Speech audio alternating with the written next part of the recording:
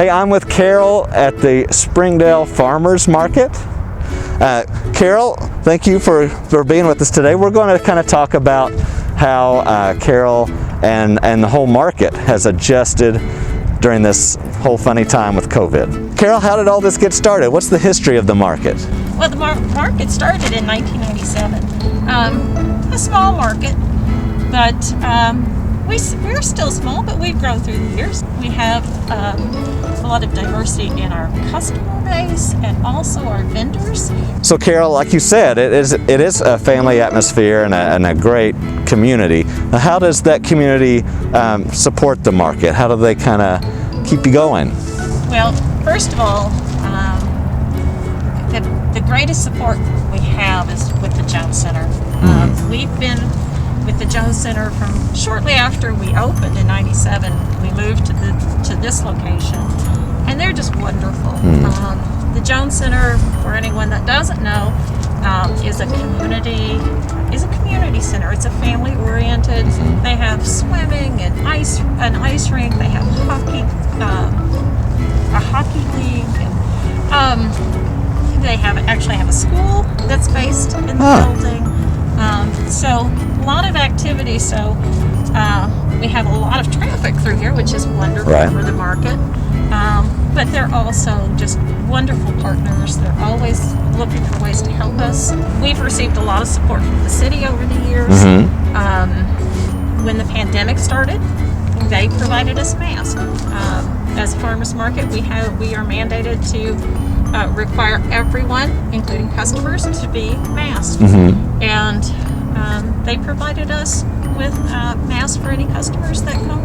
Oh, that's great. So we don't have to turn anyone away. So that's a great help. What are some changes that you guys have made here at the market since COVID? When we first started with online, we really didn't have an idea of where we were going or what we were doing. We are farmers, we're artisans, we aren't computer, we're not that computer savvy. But we are fortunate to have the Northwest Arkansas Farmers Market Alliance, and it's made information between markets flow very smoothly, and other markets had already started online ordering, so we were able to glean from them. And after hearing their experiences, we chose locallygrown.net. It has been easy to use. I have a little computer experience, but again, I'm certainly not an expert. But with a little training and a little research, we were able to be up and running in 6 weeks. Wow, that's really good. To the time we were done. We depend on social media. We depend on, in some cases, flyers. We had our orders prepared, and the customers their choice could either pull up. We had the table set up with social distancing marks, so that they knew how far they could come, or they could wait in their car and we would deliver curbside. Another program that we added during the pandemic was our delivery program. We have never done deliveries before for our customers.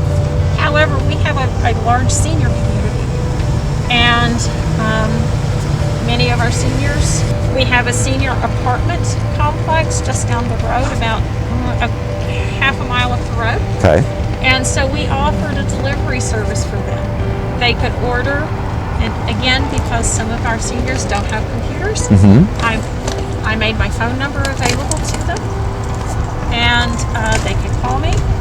We would then, after our curbside delivery market closed, the time for our curbside delivery was from 9 till 11:30, and after that closed, then if they wanted it delivered, we would take it up to the apartment complex and have it available, have it ready for them, and then they could come and we would again socially distance and have it available for delivery. Our nutrition programs have been extremely valuable during this time because so many of our customers have been unemployed. We had to do a lot of education because we did have people that were qualified for these programs that didn't necessarily know what was out there for them. And with Double Up Food Bucks especially, that's a new program for us. This was our second year to be involved with Double Up Food Bucks and RCOP. Great program. The nutrition programs in general have been really important this year. The Double Up Food Bucks and SNAP, because so many new people were eligible for the program, it took education. And it's not, we go as far as to walk around with some of our customers because it is, it's not complicated. But if you're if it's a new program for you or a new process, then it can be a little intimidating. Yeah. And the last thing we ever want anyone to feel when they come to our market is intimidated. So we'll walk around and help them. Our vendors have a very good feel for our nutrition programs. They've been with us for years for the most part. Sounds like educating your patrons is a big part of it. Absolutely. Then. Yeah. Absolutely. But this year, we've seen our SNAP grow, and we've also seen our Double Up Food Bucks, which again is only our second year with Double Up Food Bucks and RCOP. But we have grown about 25%. Talk to us about your community partners that kind of help keep this whole thing going.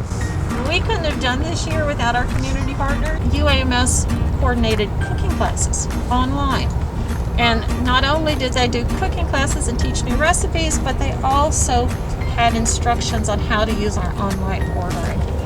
Oh, good. Okay. Wonderful. And it was available to us for our social media in Spanish. Extremely important. Right. Yeah, absolutely. Our Hispanic community is very large in Springdale. It's the same with Marshallese. We had a Marshallese translator through UAMS that did a cooking class for us. So very important to have that availability and to be able to bring more people into the market, but also to teach them how to do online ordering. Seeds That Feed does a great, they have a great program with delivering food to lower income housing. And we've been able to participate in that, which is great for our vendors. At the end of the day, they're able to sell and wholesale their products. So I'm not sure we could have done this year without the help of those vendors. Well, those partners. So. From here into the future, where's this market going? We are definitely continuing the online ordering. In fact, we have continuing it through the winter months. Okay. We've never had a winter market before, but we'll be. Well, that opens up so much more for you then. Well, it does. We are going to continue our deliveries. We're going to grow that program for next year because, again, we have a large senior community that could really benefit from that. I mean, if there's an illness, and that's not necessarily seniors.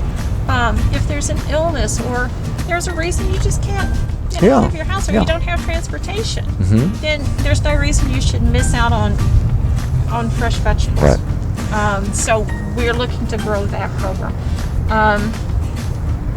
Mainly, I think it just taught us that we can get out and we can do those things that we thought were beyond us.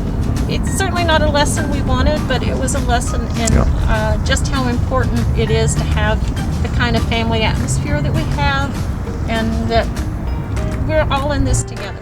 Well, it sounds like this time has stretched you here at the market, but you've also innovated and come a long way and learned a lot of things that you want to continue doing. Absolutely. And being even more efficient for your community.